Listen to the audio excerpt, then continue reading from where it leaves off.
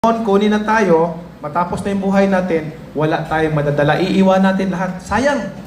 Sayang yung opportunity na makagawa ka pa ng isang legasiya na makaiwan at makatulong at maging inspirasyon sa mga susunod pang henerasyon. Doon ang pinaka-importante. Lagi kong inuulit-ulit na yung mensahe na yan para tumatak sa isipan ng bawat Pilipino, ng bawat public servant, bawat na nagsiservisyo, anumang posisyon mo, itatak sa isipan natin na ang pagsiservisyo, hindi yan ginagawang business. Ang pagsiservisyo para gumawa ng legasiya para makatulong at mabago ang buhay ng bawat Pilipino. Yes.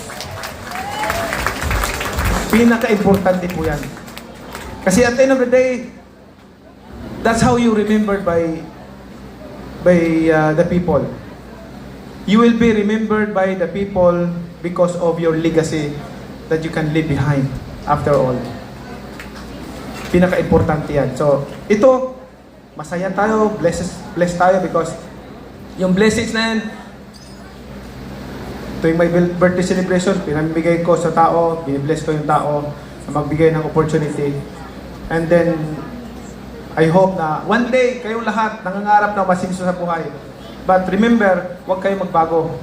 Kailangan, the more you bless, the more you bless by God, the more you bless others. Di ba? Importante yan. So, salamat po sa inyong lahat. Puso po ako nagpapasalamat.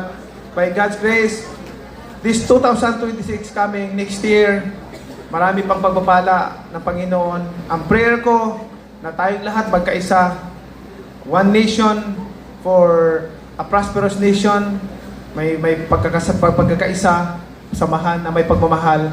And then, I'm praying to God. Lagi ako nagdadasal and God hear my prayers.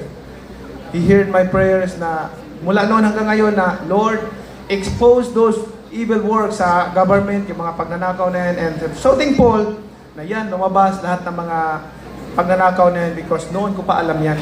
The reason why Manny Pacquiao ran into office, naging public servant ako because I want to change the mindset of this what we call this corrupt politician. Do you think public service is a business?